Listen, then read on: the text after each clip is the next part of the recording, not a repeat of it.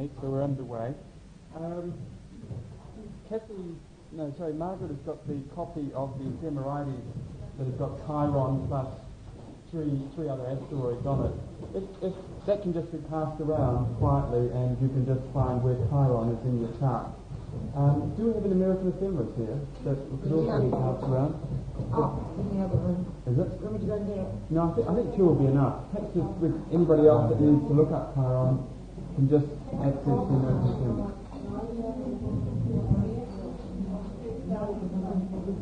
Right. Okay. So, Chiron. I'll just give a wee bit of a background. I've sort of been interested in it from the first time that I heard about it, and I've been to every lecture I can about Chiron since its discovery. It was discovered on November the 1st, 1977. So we've had a very short period of time to actually watch it. It's only 10 years since its discovery. And I think that the thing that is clear for me is that we're still sorting out its exact meaning. That there's been a lot of research done, but as with the other outer planets, I think you need a period of time to actually get some kind of objectivity about the time of discovery. With all of the other planets, what's happened is we've looked at the events happening worldwide at that time, and given the meaning to the planets from that. For instance, Pluto, the time Pluto was discovered, there was a lot of gangsterism in the States. It was not long after was the discovery of the atom bomb, and so Pluto then went on to mean a lot of things, but particularly to do with annihilation and rebirth. So what I'd like to start doing with Chiron, I'd like to look at the events some of the events that were happening around about that time, trying to be as objective as I can, which isn't very objective at this stage. And I'd also like to look at the myths, because for me, every time I go back to mythology, there's a wealth of information there. The psychological insights seem to be just enormous when you look at the original myths. And with Chiron, it's a little bit difficult because there are only just very tiny fragments that we have available to us. There's not much that was written about him in classical Greece, or if there was, it's been lost. There was a great fire in the library at Alexandria, and a lot of information from that period was lost. So there's probably a lot more information written about him at the time. So I think I would just like to start perhaps with some of the astronomy of Chiron, and then go into the myths, and then into the events that have been happening. I'm sort of roasting a bit still, so I'm buzzing around. So astronomically, Chiron is a minor planet in the sense that it's a planetoid. The estimates vary quite considerably for its size, but at the most it's not thought to be more than 400 miles wide, so it's fairly small, and the lower estimates put it somewhere around about 100 miles wide. Its orbit is between Saturn and Uranus, and at its closest point it actually comes in, it intercepts Saturn's orbit, and at its furthest point it intercepts Uranus's orbit. So it seems to be something to do with linking those two archetypes, Saturn and Uranus, purely on an astronomical level. In terms of mythology, Chiron was meant to be the most noble of the centaurs. The centaurs as a race had pretty bad press. They were quite a riotous lot from what we can gather. They were always getting drunk and causing problems.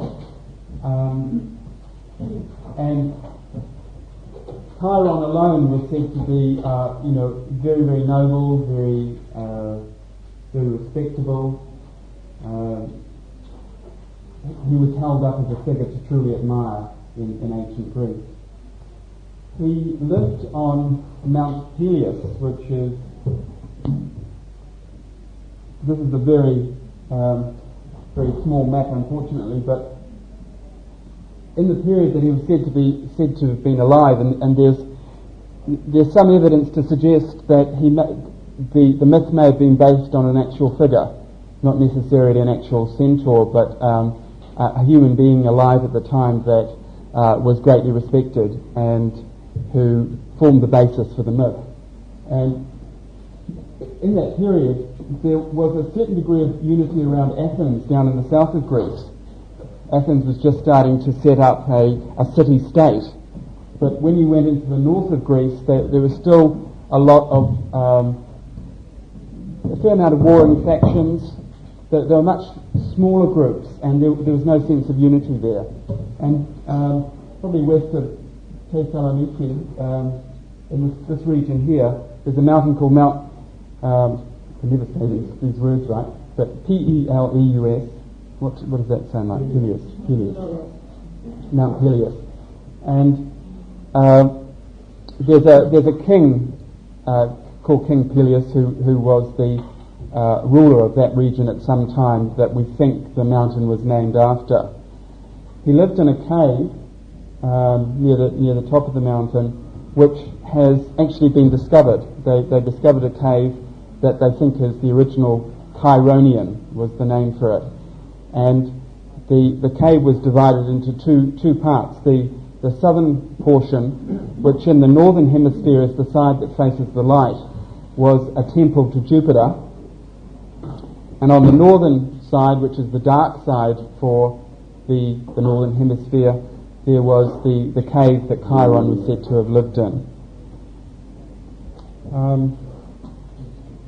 Now his main function in myth seems that that people were sent to him, that a lot of the heroes of the Greek age gained tuition and direction through being sent to him. Mythologically, he was the son of Saturn, and Saturn was trying to escape the notice of Rhea, his wife, and was seducing a woman called Phileria, who I think was a nymph, and was caught in the act, and he disguised himself as a horse and fled, and poor Phileria was left there, and when she finally gave birth, she found what she thought was a monster. He was this creature that was half horse and half human, and in that absolute despair, she begged the gods to relieve her of life, and she was turned into the linden tree. There's various different stories then about what happened. In some of them, she actually gave birth to Chiron in the Chironian, in the cave, and was there during part of his upbringing. But there are two or three myths around that stage. He was immortal because he was the son of Saturn, and therefore he couldn't die. So even if he had been left totally to himself, he would still have survived. He was befriended by Apollo, the sun god, who was part of the worship of Apollo in ancient times was as god of reason and god of medicine, and he taught Chiron a lot of medical knowledge. He passed on that information to him. And Chiron seems to have been quite a mixture of earthy and fiery type characteristics, that he spent a lot of time obviously gathering herbs in that region, and he was famous for his herbal lore. He also taught the arts of warfare to the heroes that came to him. the major things that he's assigned are teachers of warfare and healing arts. In fact, there's another figure called Asclepios, who's the god of healing. There are three figures in ancient Greece that are attributed healing qualities, and they're all interlinked, and I'll go to Asclepius later. Now, the interesting thing with Chiron, he seemed to teach a whole variety of skills beyond that. He taught the Guitarra, which is the forerunner of the modern day guitar, to people that came to him. And he also taught to some extent the making of bows and making of arrows, the actual craft work involved in the weapons that were used. I think what I'd like to do is go through some of the heroes that were sent to him. That the strong feeling I get is of a guide or a mentor, of somebody whose role is chiefly to bring out what is inherent within the person. And when you look at the heroes that were sent to him, they weren't all warriors. They weren't all healers. They were from quite a wide variety. In fact, some of the very famous musicians at that time were meant to have been taught by him. So it's obvious that he brings out what is essential for that person, or what is right just for that person. And one of the most famous of his proteges was Achilles, who was the son of Peleus, that king that I mentioned in that area, and Thetis, who was the goddess of the sea. And what she did with her offspring from Peleus is that she would rub ointments on them and rub them in the ash from the fire, and basically make them immortal. She didn't want any of her offspring to die. And she got away with 6 of them, and Peleus caught her in the act one day and prevented her before she completed the job. And the last bit that she hadn't done was the ankle.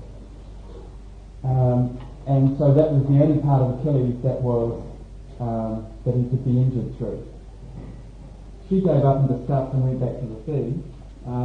But Peleus took Achilles to Chiron to bring him up. And I'm mentioning him because later on, once I think he was with Chiron for something like 10 years, and when he was still very young, like about 16, he went off to war with Agamemnon to fight for the city of Troy. And on the way to Troy, I mean, the ancient Greeks sound like they were really quite. I don't know whether they really enjoyed warfare, but they often seemed to. There's a lot of warfare happening at that period. On the way that they landed at a place where there was a beautiful city that they mistook for Troy, and they attacked it. And the king of that city was injured by a spear that had been given as a gift by Chiron. And when Agamemnon realised his mistake, that they withdrew. But the king tried lots of different herbs and lots of different remedies, and the wound wouldn't heal. So he went to an oracle, and the oracle told him, that which has wounded you will heal you. You need to find that which has wounded you. So he sought out Agamemnon and Achilles, and Achilles scraped some of the rust off the blade of the spear and applied it to the wound, and gave him some herbs out of his pocket, and the wound healed. That's like homeopathy goes. Right. Okay. Which is a very ancient basis for the principle of homeopathy. Is everybody sort of familiar with homeopathy? And what? It's the basis is a law of similars. That which has hurt you, or that which like cures like. Something that produces a certain set of symptoms in a person can also help to heal that set of symptoms. And I think that's very interesting, because certainly one of the major things that happened in the 70s and early 80s has been the rise of the whole concept of holism, of holistic perspectives, whether that's in medicine or education. And part of that rise has been the re-emergence of things like homeopathy and ancient herbal knowledge, naturopathy. I mean, who would have believed 15 years ago that naturopathy would be anywhere near as respected today as it is? It's been phenomenal. And I think it's part of a much greater movement that, if you go back 300 or 400 years ago, was the rise of materialism that tended to say that we have to divide things, we have to know things by their physical properties, and there was an enormous diversification and specialisation, which has had enormous rewards from that process. But what happened in the late 70s or through the 70s with the re-emergence of Chiron has been the move to somehow unify again, bring holism back into effect. So one of his other proteges was Asclepios, who I mentioned before was eventually revered as the god of healing in Greece. And I know it's a bit boring hearing somebody talk at you, but if you can imagine the myths, because I think there's an enormous amount of magic in them, and that they do tell a lot. Asclepius was the son of Apollo. A union. He had a relationship with another nymph, I think it was, called Chiron, and she was actually having a relationship with a near human. Apollo was absolutely intense and outraged at this, of course, and sort of nudged his sister to knock off Coronis, so she died. When she was laying out on her funeral pyre with the flames sort of licking up around her, Apollo relented and rushed into the flames and performed a cesarean, basically. She was pregnant with Asclepius at that point, and removed Asclepius from the funeral pyre. It's interesting, Coronis, that's the derivative of corona, the light around the sun, the light around the flame. And Asclepius was taken again to Chiron and learnt for many years with him. Now, Asclepios was given Athena, who is one of the other asteroid functions, Pallas Athene, and we'll look at her later, and she is also seems to be linked to some degree with medicine. She gave Asclepios some of Medusa's blood. Now, are you familiar with the Medusa legend? Well, Medusa seems to encapsulate the horror or anger of woman violated. It's very, very, very deep. When she was destroyed, and I would prefer to see it as when she regenerated, when she transformed, which is when she appeared to be killed, out of her flew Pegasus, the winged horse, and from her body the blood was said to give immortal life to anybody that was given it. It had incredibly strong healing quality. And the Gorgon myth relates a lot to Scorpio. The horror that is in Scorpio, the horror that is in Pluto, the outrage at violence and suffering. And yet, if it's transformed, its blood has the potential to create immortality. And Athene gave some of this blood to Asclepios, and he immediately gained renown right throughout the Mediterranean for his healing ability without the blood. But when he got the blood, what he started to do was actually raise people from the dead. Okay, which didn't please Pluto terribly much at all. He went and complained to Zeus that his realm was being depopulated, which was an enormous exaggeration. I think Sleepy could raise 6 people at that stage, so it was pushing the point. He was struck down by Jupiter. Jupiter singed him with a thunderbolt, and there was such an outcry from humankind after his death. He'd just done so much good for humanity that he was raised, immortalized by Zeus, and he was placed in the sky as Orpheus, the serpent bearer. Now, those of you that know something about astronomy, Orpheus, the serpent bearer, the constellation, actually lies just north of Libra and Scorpio.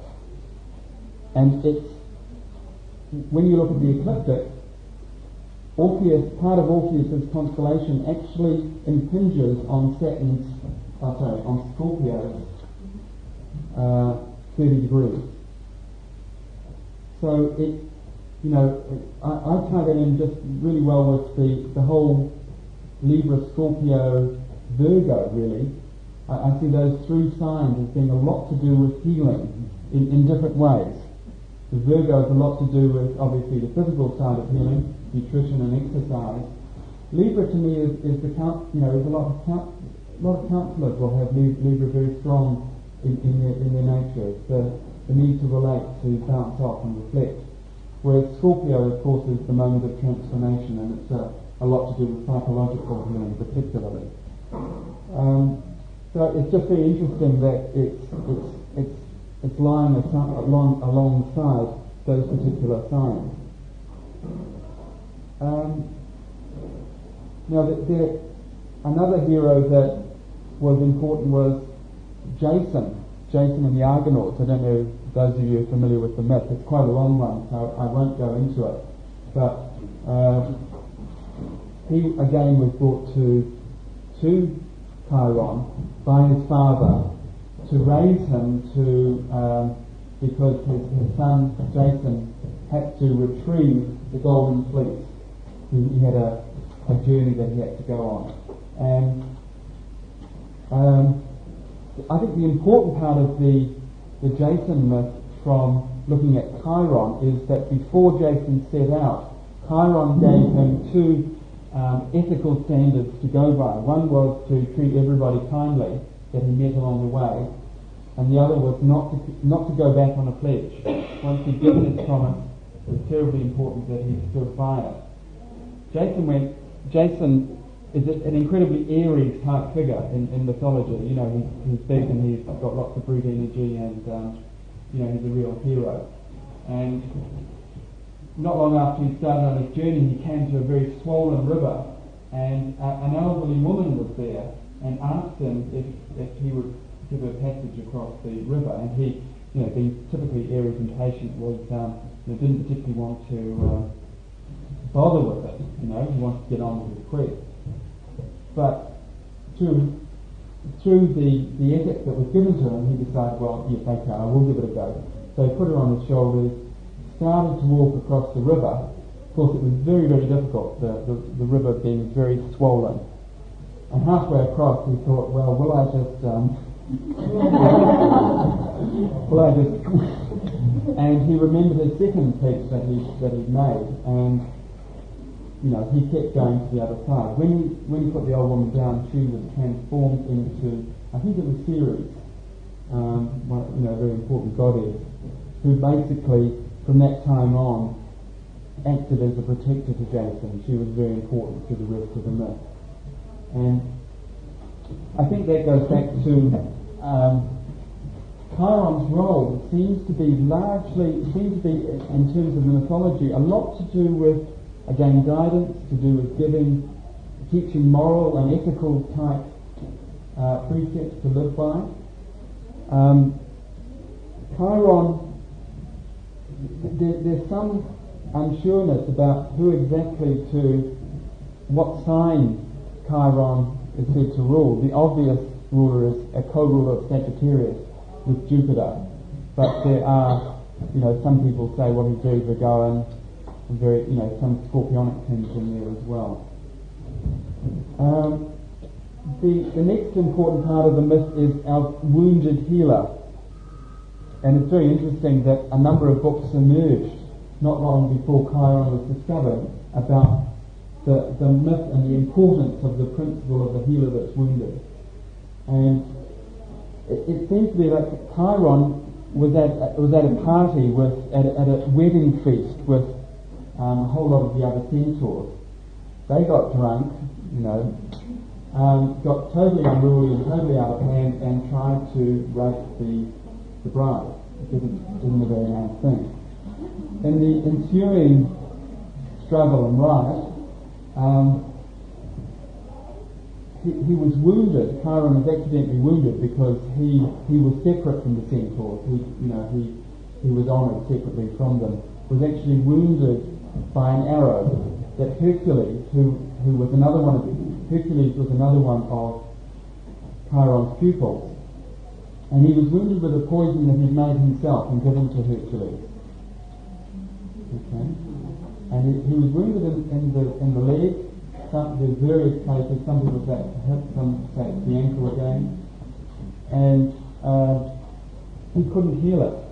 Basically, again at this point there are two diverging myths, and one of the myths is that he couldn't actually heal the wound that he created, and he was in considerable amount of suffering. The dilemma for him was that he was immortal, and he had a wound that he couldn't heal. So it meant that he was doomed to live the rest of eternity with a considerable amount of suffering. So what happened was he lived for a long period of time with that suffering. But Hercules, who had the 12 tasks that he had to do, on his 11th, he came across Prometheus. Now the 11th, the 12 tasks of Hercules are tied in very strongly with the 12 signs of the zodiac, and the 11th stage being the Aquarian stage. Prometheus was the Titan who brought fire to humanity, and fire in the old sense is consciousness. He brought awareness basically to humanity.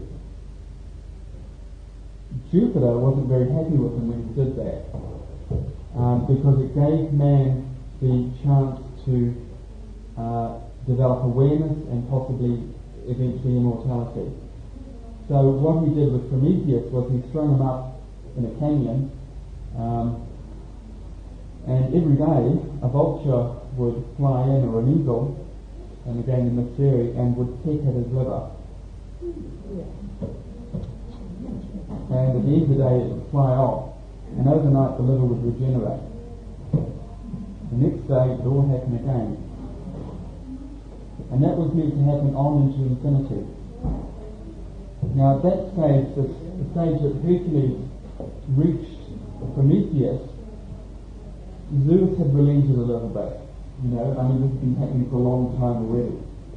And Hercules suggested to Zeus that perhaps he should relent further and release Prometheus. And Zeus said, well, he can only be released. It's a pretty powerful kind of spell or whatever he's done on the whole show, if somebody who is immortal is prepared to give up their immortality. And Hercules mentioned Chiron. And Chiron gladly gave up his immortality and moved into Hades in replace of Prometheus, and Prometheus was released at that point. That's one form of the myth. The other form is that the herb centauri, which is used, those who are into herbs will have come across, one of its uses is as an antidote to snake poison, which is probably what the poison on the arrow would have been. And that he was actually able to make the pain quite bearable by using centauri and other healing methods. And that he actually chose, seeing Prometheus' plight, he actually consciously chose to give up his life. I prefer that version personally,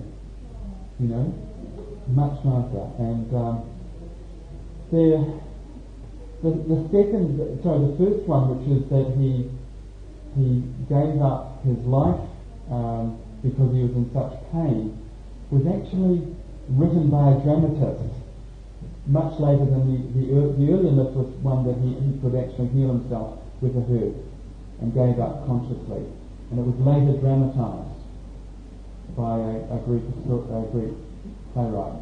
Now, the point is that because it's become part of our mythology, I think it still has a meaning there. But I'm going to the earlier myth. So the way that whole wounded healer is tied up is that in a lot of shamanistic cultures, the shaman or the healer has to experience some illness before they truly take on their gifts or qualities or their healing abilities. And that it's like a necessary rite of passage. And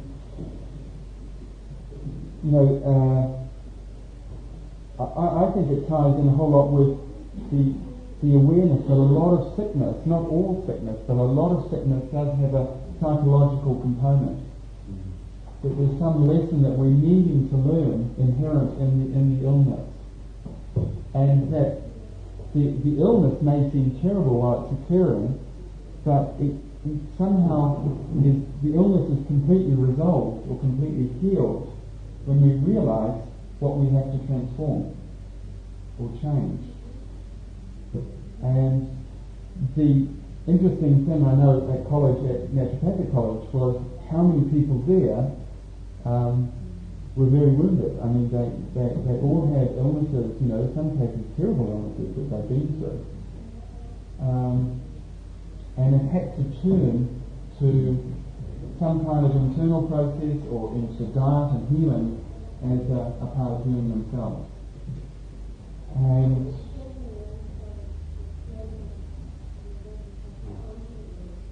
I think it's part of a death rebirth experience that leaves the person completely changed.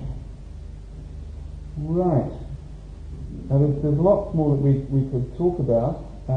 One important thing is that when Chiron died, after 9 days, Zeus immortalized him. He put him in the heavens. Okay, but he put him in the heavens as the southern Centaurus, the southern what are they called?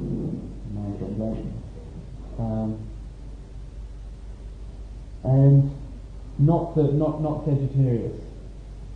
And southern Centaurus lies alongside Virgo and Scorpio also. So it's another kind of link, I think, to those whole three signs to do with the healing and transformation process. And it's really interesting again, the 9 days, and the 9th house connotations of the Sagittarius. Right. So where does that all leave us? I think the really strong factor that's come out for me is holism would be the key factor. If you've got Chiron very strong in your chart, then it shows that you are attracted to and tend to think in terms of holistic perspectives. And that healing or health may become a prominent theme at some stage in your life, or education. Okay, it doesn't have to be health necessarily, but the other strong side is the education side. The other thing that's happened in education through the 70s was the whole changing of educating, the whole changing the way in which things were taught at school, and towards a more holistic form of education. Chiron taught, everybody that came to him was taught the arts of warfare and healing and musicianship, and yet the particular skill was nourished. So we all need to be complete and whole. Okay.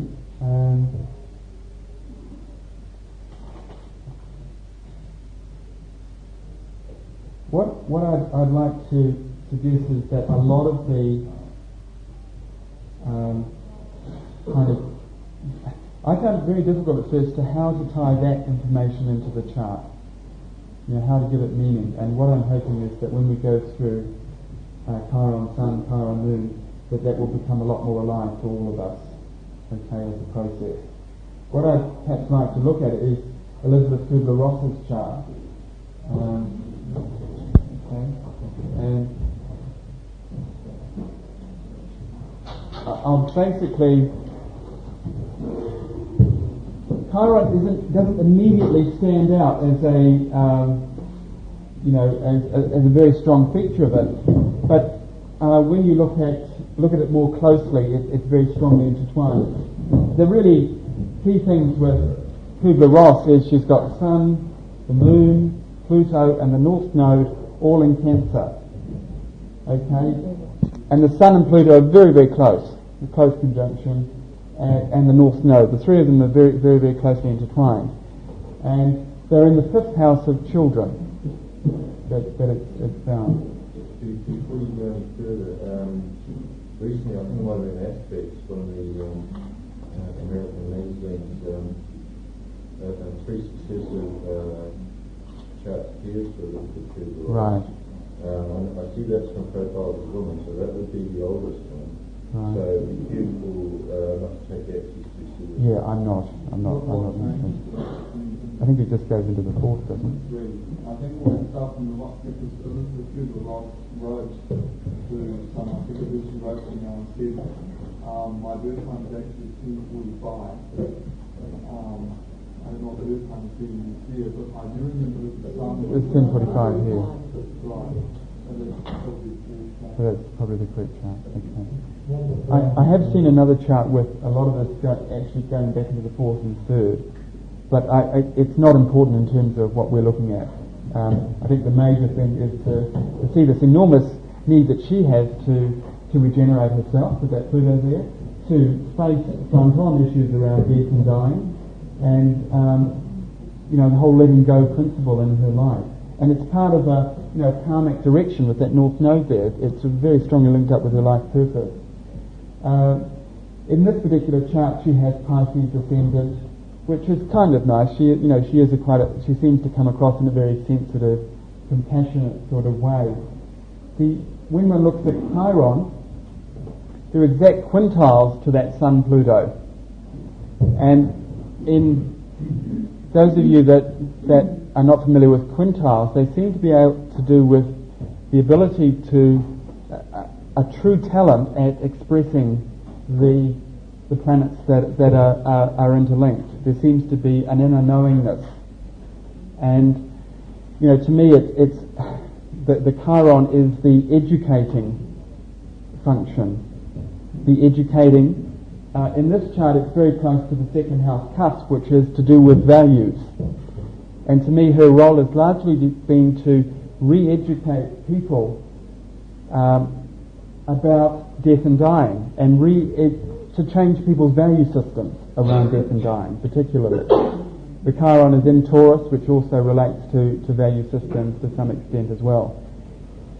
If we put the asteroids in, Ceres is very, very prominent in people that have to face life-death issues also, and there's a very close sextile to the Sun and Pluto as well. So the interesting thing looking at her life is that on her Chiron return, I didn't mention how long Chiron takes. It takes 49 years approximately. It has a very eccentric orbit, so it will vary by a couple of years. It will go down as far, I think, as 47 or 48, and as high as 50, 51. So that 50th year is the kind of Chiron return, and it seems to be about, what is my life direction a lot. I think it's an initiation period. And exactly on her Chiron return, she opens Shanti Nilyara, which is a centre in the States that runs workshops educating people about transitions, life and death transitions. It was also, I can't exactly remember, but I have a feeling it was very very close to the time that actually Chiron was discovered. That happened, like within a month, within a few weeks or a month, that actually occurred. And what she now does is travel all around the world. She still works to some extent with people that are dying, but a lot of her work is just with groups, teaching, educating.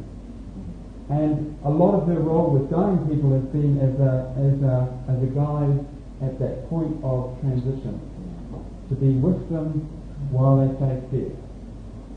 And the really interesting thing when you look at Chiron's myth is that he chose to give up immortality. He actually chose death.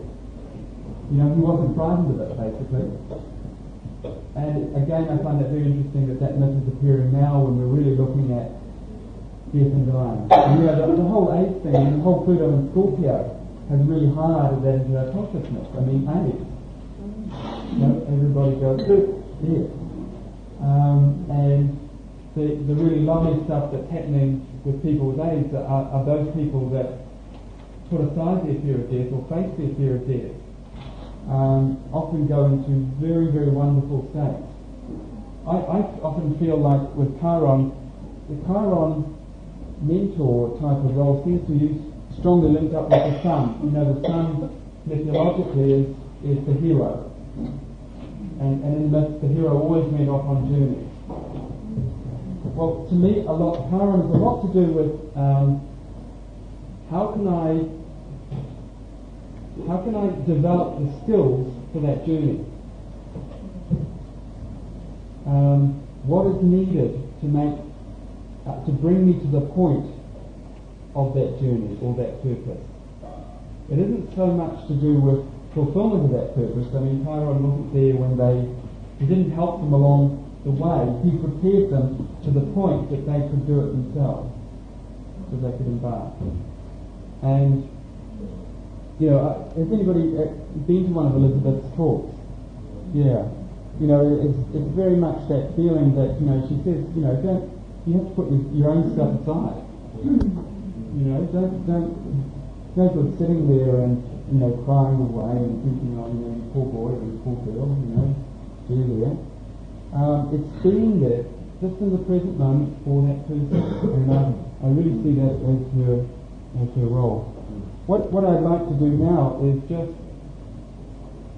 do a visualization with you, which is one that is used with cancer patients a lot. The Simonsons developed it, and I use it a lot with people with AIDS. And it's about getting in touch with your inner guide. To me, your inner guide is not going to magically make it all right for you. Okay? I don't think Chiron is about magically making it all right for you. But Chiron can give you information. That your inner guides can give you any information about how to prepare for the journey. They can answer questions for you. It's the wise person, the inner wise person that prepares, that helps to guide you along the way. So, just like to close your eyes.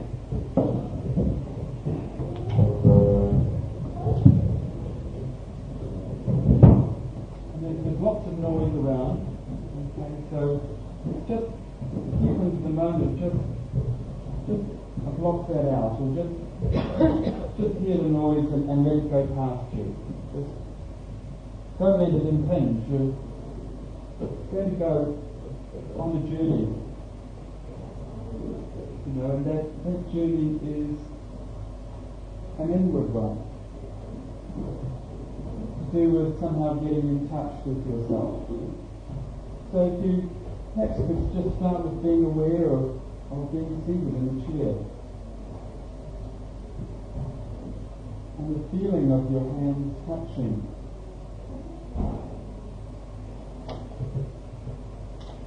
And what it feels like to have your feet inside your shoes touching the earth. And as you breathe, why not just allow yourself to relax and make sure that you're comfortable want to move yourself to make sure that you're really comfortable the way with your fingers.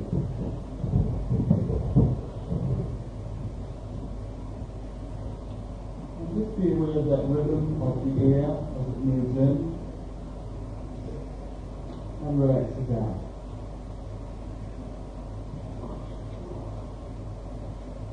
And as you breathe, become aware of a feeling inside your chest. It might be a feeling of lightness or expansion. Just allow that feeling to grow.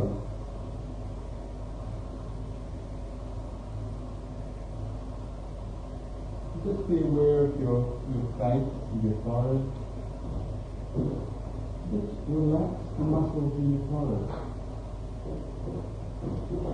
Just release any tension that's there. Just letting it slip away. And then your eyes. Relaxing all the muscles around your eyes. Allowing your eyes to sink deeply into their sockets. Relax your cheeks, your mouth, and allow your mouth to separate a little,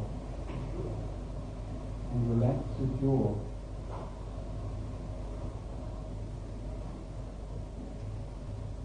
Allow your scalp to relax.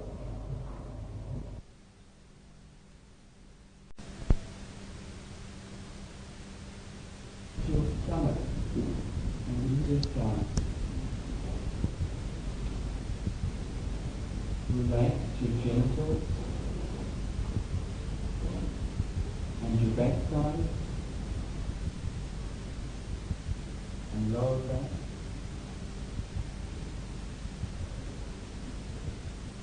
And allow that feeling of relaxation to move into your thighs and lead and through your legs and down into your feet, right to the very tip of your toes.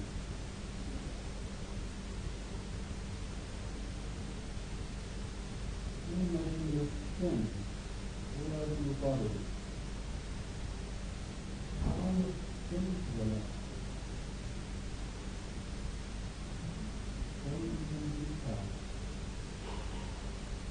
Allow all the organs inside you just to release and let go. Relax your breathing. Allow you to release and go.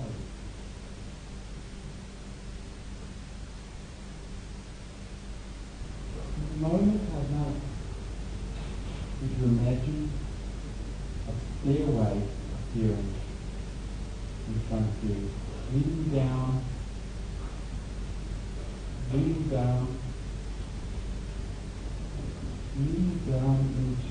a very special place. And as I count from 10 down to 1, if you can imagine starting to move down those stairs. 10. Moving deeper now. 9.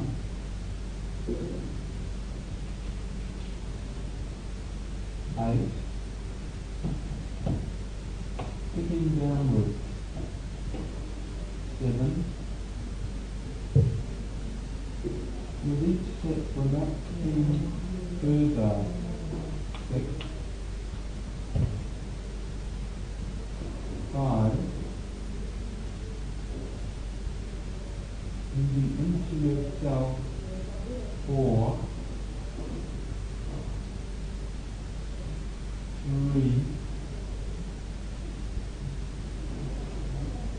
Moving towards the center. 2.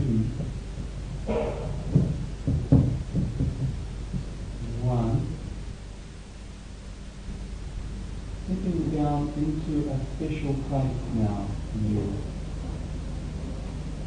Imagine a theme appearing there.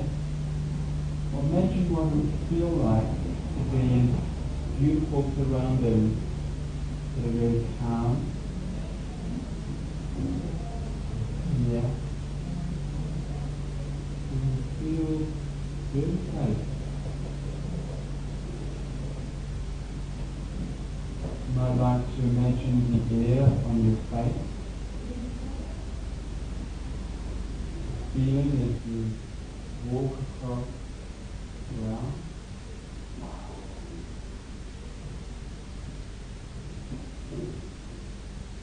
One.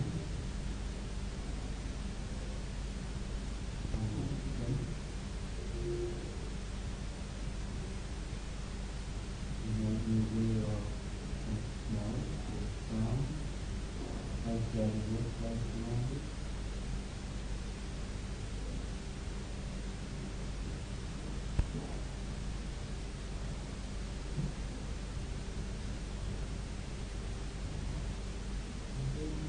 Allow it past your fear, and often to improve, and moving like a hill.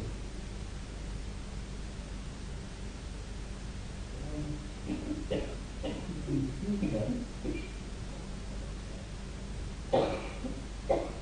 If you can't, I don't know if you can imagine what it might feel like to have a path open up before you.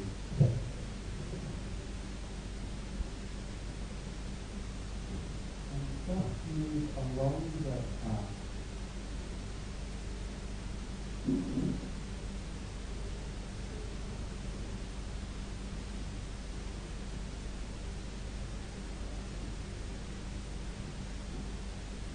Just allowing that path to be very clear to you.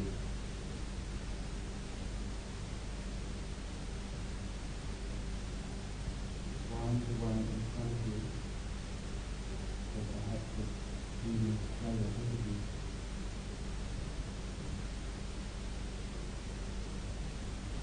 Allow that path to wind and meander up a hill. Imagine it is slowly moving upwards now.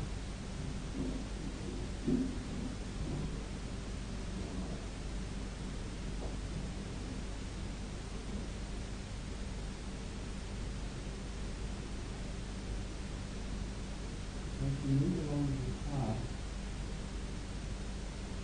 make it so that the sun is clear and that there's a haze at the end of the path.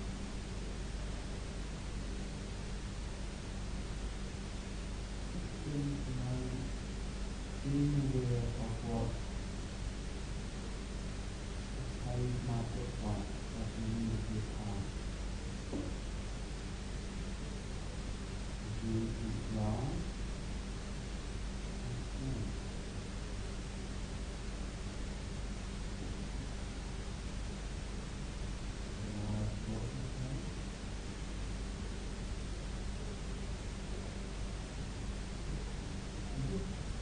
Indicate the cause of the movement to that path.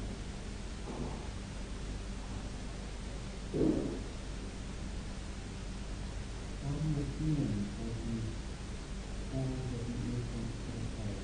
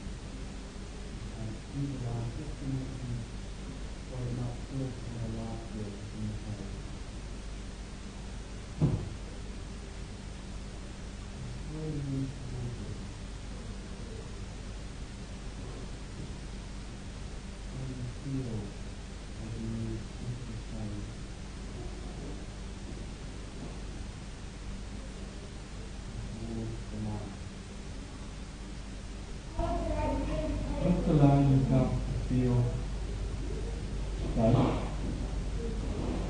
And as you move towards the light, just allow that light to get larger and brighter. And I wonder if you can picture what colour that light might be.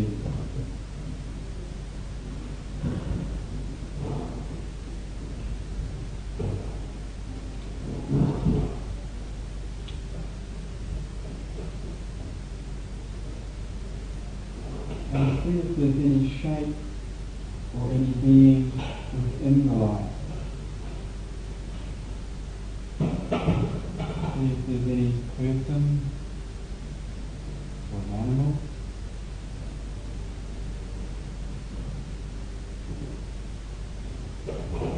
Or whether it's just the light.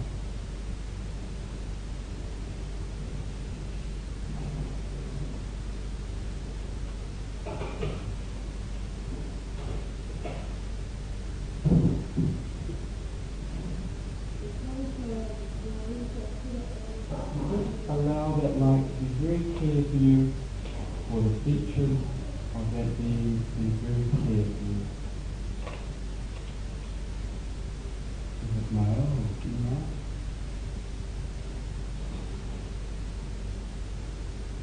Old or young?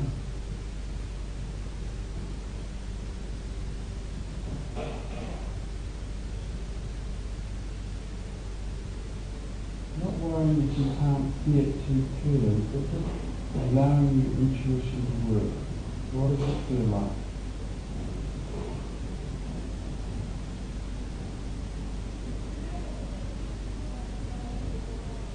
Then I wonder if you can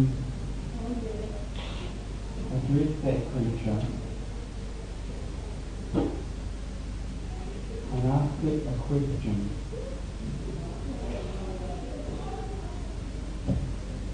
I wonder if you can ask it what it is that you need to do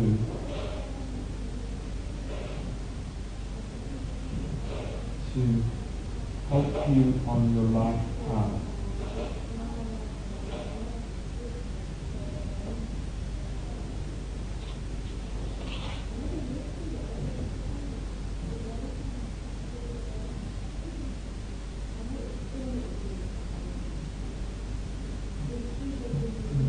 Watching and listening and feeling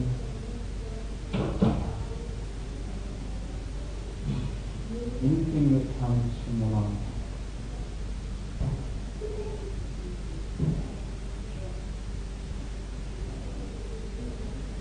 Anywhere the person is going to show you something.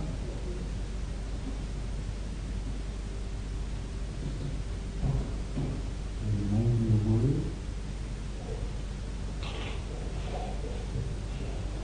Being able to get a feeling of what you need most to do.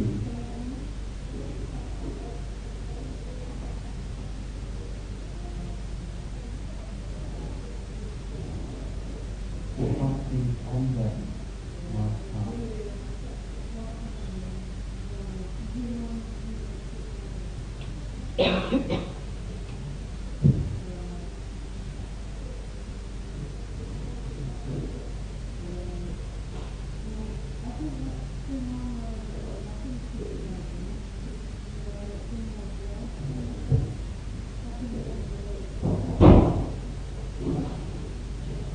Just allowing any awareness to come from that creature. Not worrying too much. Allowing your own intuition to work.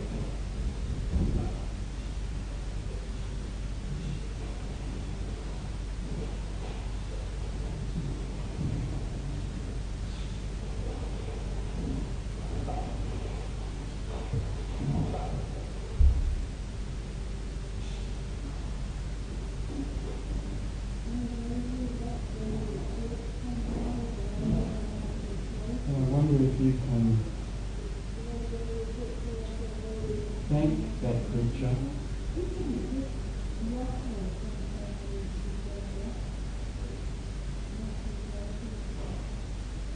Just thanking them for whatever's happened.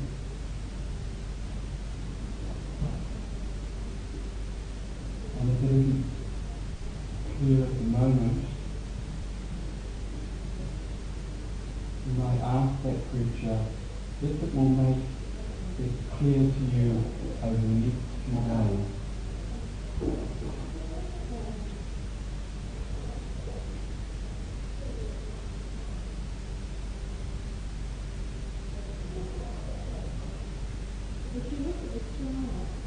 And then thanking that creature. And if you can imagine just turning around,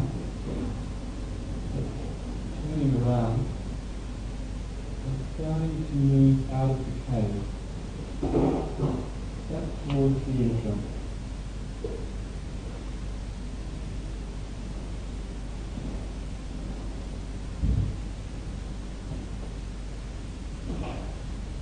Once you get to the entrance, you might be aware of the path there again. You're starting to move down that path, or along that path.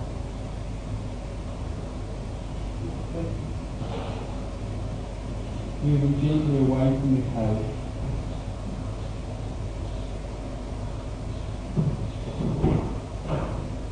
Until you come back to your own special place.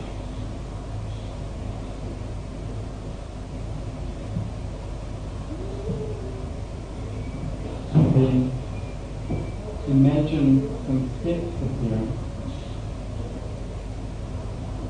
And as I count from 1 up to 10, start to climb up those stairs.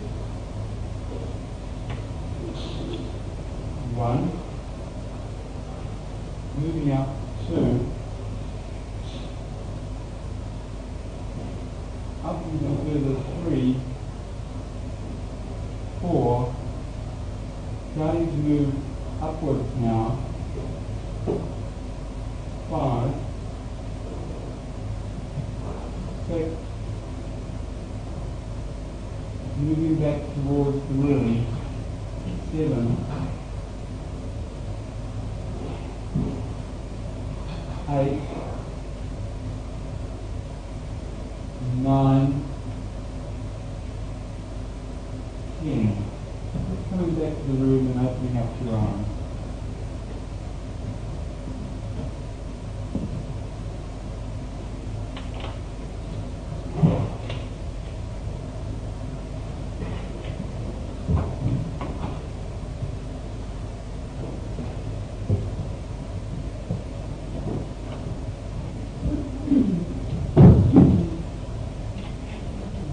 Okay, now, many of you, that may have been quite difficult initially.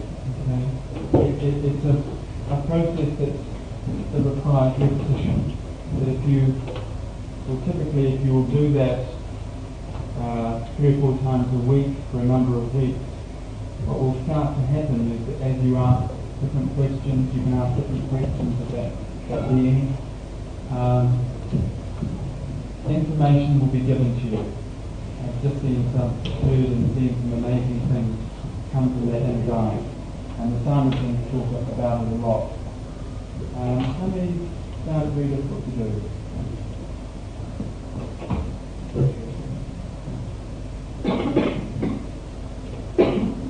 How many felt that they got some insight, even if it's very small? Okay. What I'd like to now look at is to move into the Saturn, how Chiron actually applies in terms of the individual.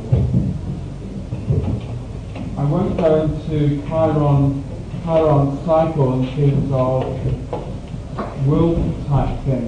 It does seem to have quite a powerful effect in terms of its cycle. Just at its closest point, when it comes within the orbit of Saturn, at that point there, it often seems as though a lot of things materialised at that point that were just ideas or ideals at its furthest point, at the point that it was conjunction Uranus. And some of the things that have happened have been like the League of Nations was formed, the United Nations. They were all formed on Chiron as part of the Chiron cycle, at the point that it was either closest or furthest. The dropping of the atom bomb in Hiroshima was very, very close to Chiron at its closest point. In other words, Chiron isn't always associated with nice, gentle, holistic type things. There does seem to be warfare. In people's charts, when you see Chiron transiting, sometimes they often seem related to things like pregnancies, birth, death. There will be crisis points often for the person. So I don't think it has a positive function, but it does have this warrior side to it as well. So anybody here, is there anybody here who's a Chiron Sun connection? Yeah. Very close, with 1 or 2 degrees either conjunct, square or opposition. Look at the conjunction. Tell me I've got conjunction. an inconjunction. You've got an inconjunction. Okay. Okay, just conjunctions at this point. Any conjunction? You've got a conjunction on it, right? Okay. And how close is the Chiron? To the degree, right. Do you have any Chiron squares here? The Sun. Yeah. Okay. Any opposition? Chiron opposition? I've got squares in opposition. You deducted the problem. Just the Sun at this point. Okay.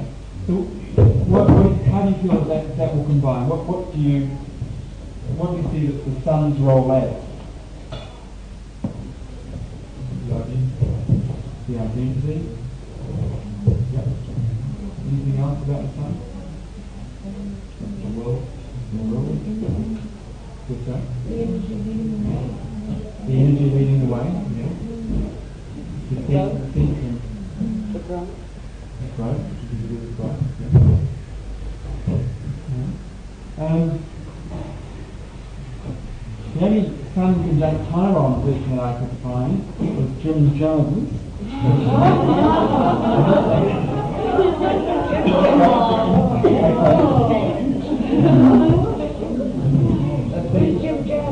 Jim Jones was the Oh, I know. very Yeah, I charismatic. know. But the thing with it is that the person seems to take on, embody a role of either being a person educating and passing on information, particularly philosophical type information, or sometimes there will be like a guru principle that's important in their life, in the sense that they very strongly seek out that role. I find that much more strongly with the opposition, that they're seeking for somebody to help to guide the person along the way. I think the strongest thing that I've found with some Chiron conjunctions are the person often takes on that role as mentor or guide to other people in some way. They have to watch out for their will actually getting in the way, particularly with the squares and the opposition. In the squares we had Madame Blavatsky as the Sun Chiron square, Werner Erhard, who started S, I don't know if you're familiar with S. But some of the qualities that I think the more rebellious qualities of Chiron tend to come out with the squares and the opposition. A lot of when people have squares or oppositions involving Chiron, their pathway often seems to involve contradicting the established order in some way, and challenging it to some extent. Are you talking just about the sun? Well, you'll find it with a lot of the other ones, but particularly the Sun. It's not good.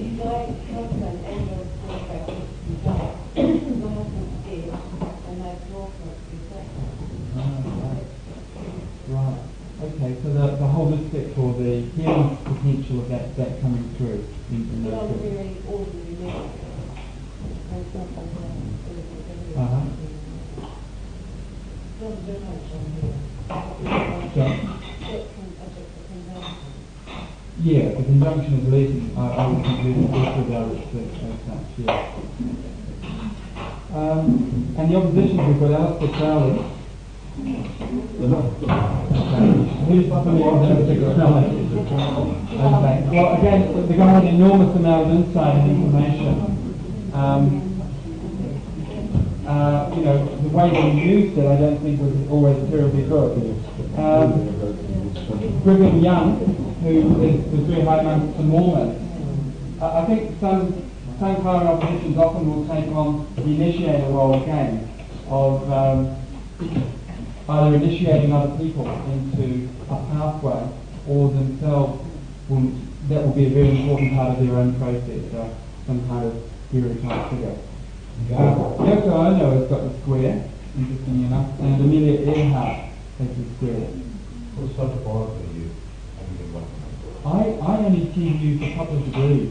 That's my personal thing. Other people will use just the same order of the outer planets, but I don't feel at this point with the information that we have about it that I think you're only going to confuse yourself, basically, confuse issues.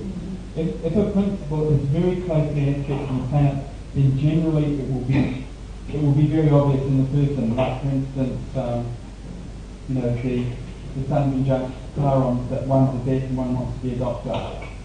That's kind of typical when they're very close. What about moon conjunctions or moon aspects? Okay, you've got one right. Moon trine. Okay. You say like a trine with the sun. Yeah, I think it's just easier. Like I haven't got any examples here, but the people that I came across, right, tended to have a pathway that wasn't necessarily easy, but there wasn't any basic fundamental conflict within them in terms of moving along that pathway. They were drawn towards something that fitted in with their essential nature, whereas the squares in opposition often seem to do it in a very difficult way, or in a way that tends to get other people's backs up, or some kind of difficult to come thing. Again, you'll find that those people are often initiators as well, but in it's often not in quite such a dramatic way. Not the compulsion that's there with the other aspects, yeah. But there's an ease and an ability with that.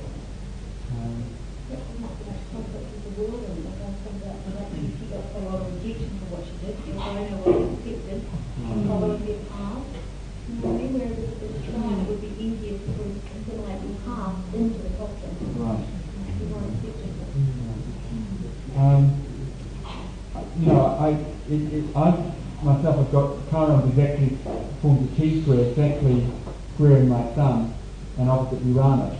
So I don't know how.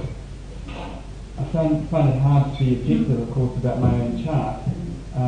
But Uranus rules the 6th house of health. The sun rules the 12th house of also healing, but like long-term chronic illnesses.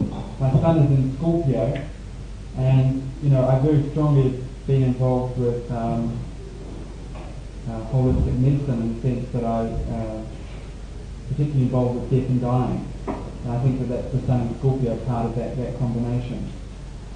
But it certainly was an added key when I put that into my chart. It made a lot of sense in terms of how my life's been as such.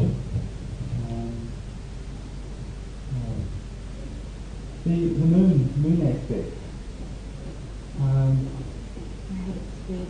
You've got square in there. Right. You've got conjunction. Okay. I think that the moon Chiron connections I've come across, it's very hard to actually be conscious about the moon with Chiron. It's a fairly I think it's a principle that we're all learning to become conscious about at the moment, Chiron, and the moon is so much to do with the feelings and the intuition. Like some Chiron people will often have a very strong sense of a path, of a destiny, that they they know that there's something that they have to move along. That's true with the trines and sextiles as well. The moon, there's often a much stronger fated quality about it. In other words, moon Chiron people that I've spoken to often seem to have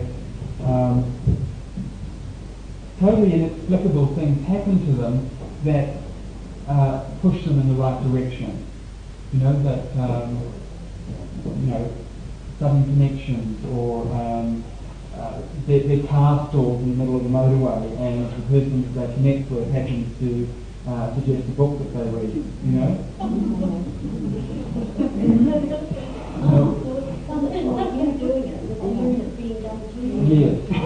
The sun, the person is normally pretty conscious that there's something that's very important to them, that they kind of want to get on with, that they feel that edge, that drive towards something. At some point in their life, the issue will be of holism, of getting the whole perspective. The moon, it just seems to happen to you a lot more. And the aspect of their public comes in a lot, that people with moon Chiron squares and oppositions often seem to meet some initial resistance, particularly from the public. That's good. I don't know how that feels to you.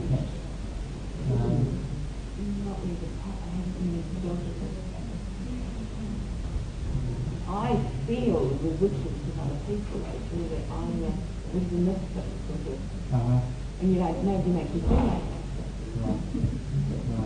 Right. Again, that's often a keyword that's given to Chiron, misfit or maverick. Somebody that doesn't quite fit in. And the example of behaviour of the moon, where the opposition is Werner Erhard again. In fact, he's got Chiron all over the place. Hitler has moon opposition to Chiron. No. Hubbard, who started Scientology, and Lenin has the opposition as well. And to me, all of those things seem to have in common that they're dealing with the public. It's often not enough. When you examine a lot of what those people put out, it's not terribly rational kind of stuff that they're transmitting. Pluto Moon was just, Hitler was just appealing to the masses. He basically took them along a pathway that he, which wasn't very good. Sure.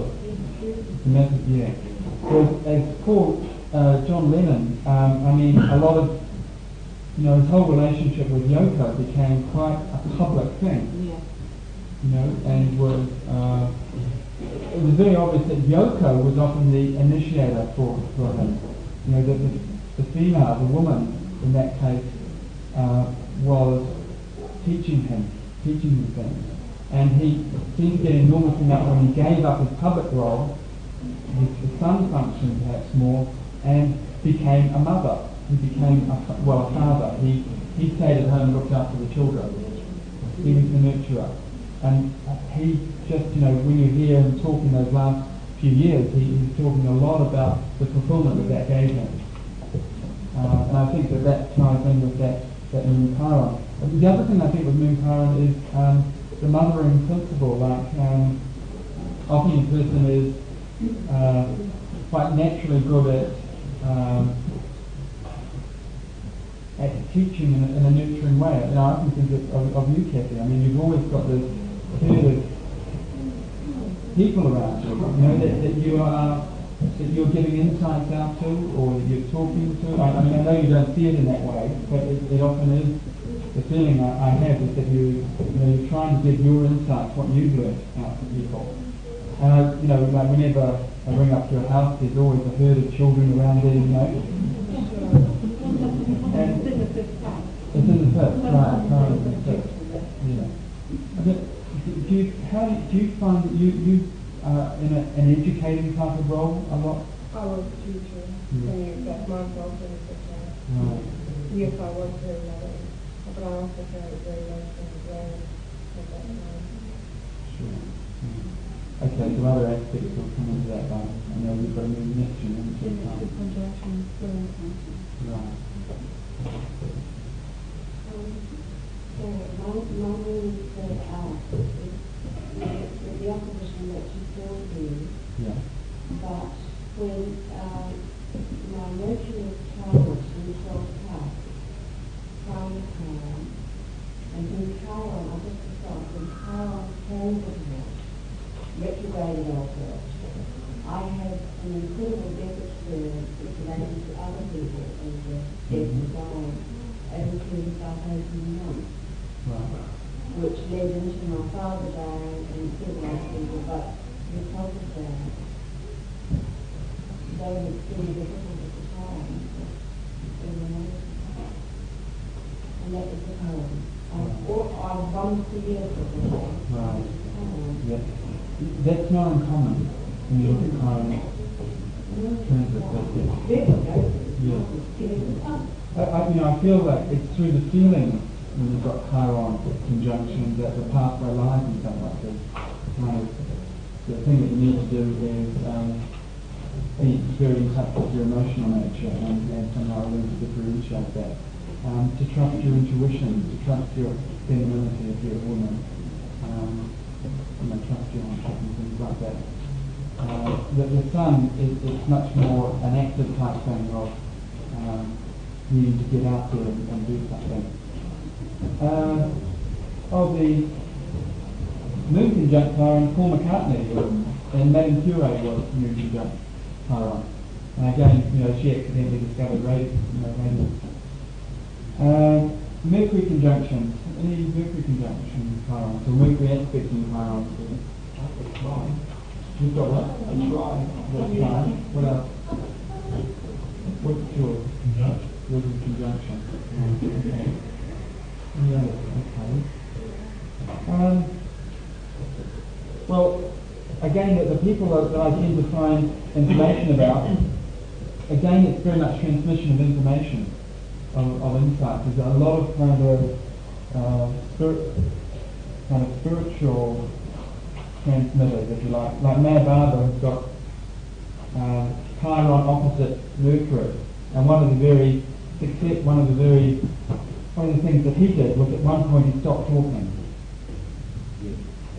He said you're going to learn when you're not talking. He had a whole group of followers, and he realised that the mind or the words were actually getting in the way.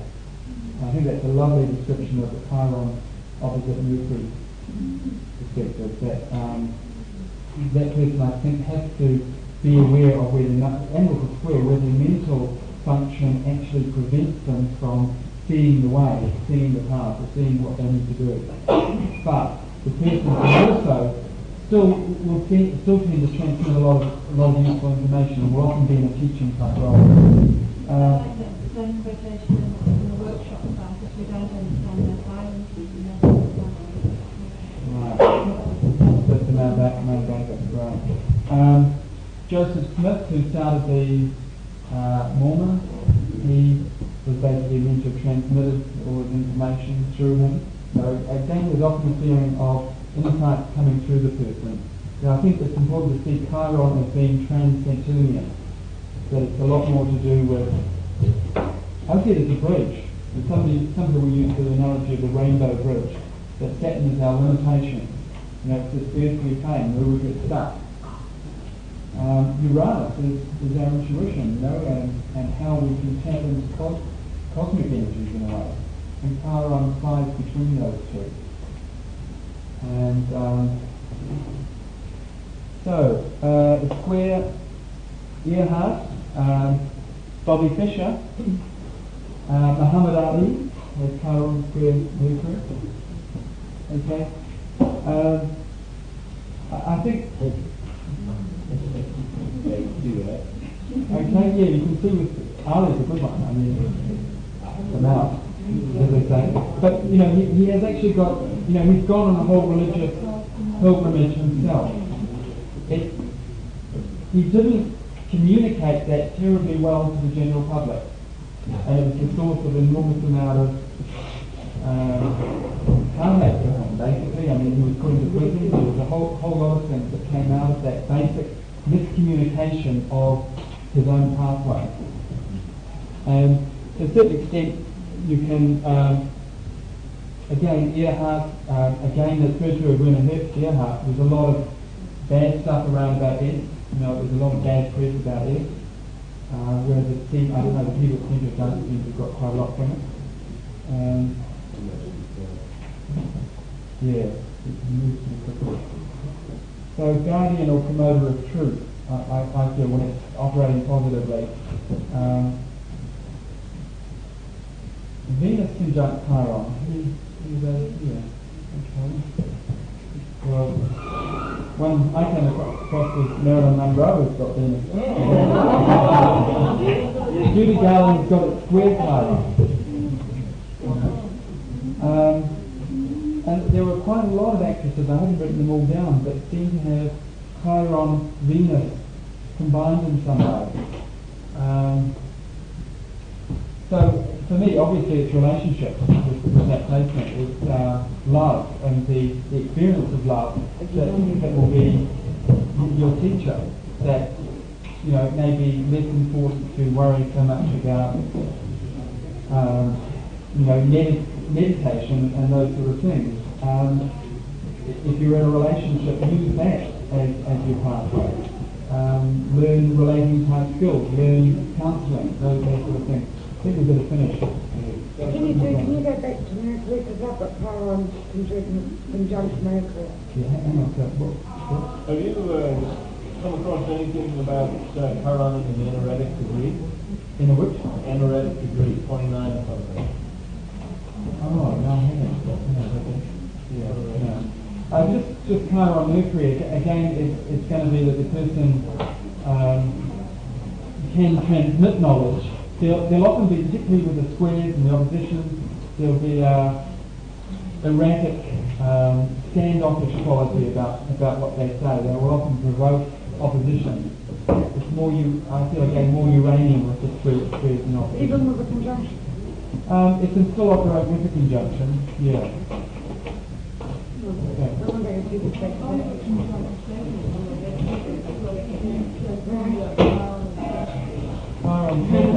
yeah. Okay. Lunch is really good. For example, I've got a Mussolini. Okay, this is everyone, but also Walt Whitman. And I see Saturn and Chiron very strongly linked. You know that Saturn is Chiron's father. Saturn is like the wall, and there's a doorway through the wall always with Saturn. And Chiron is like the key or the door opener, the way to move through. But okay. Sure, if you want to. Yeah. Okay.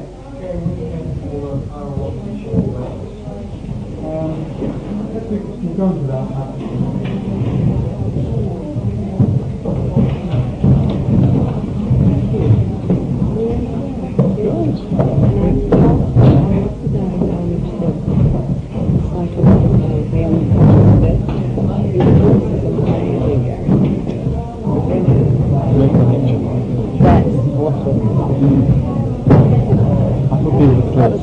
No, I was tripping.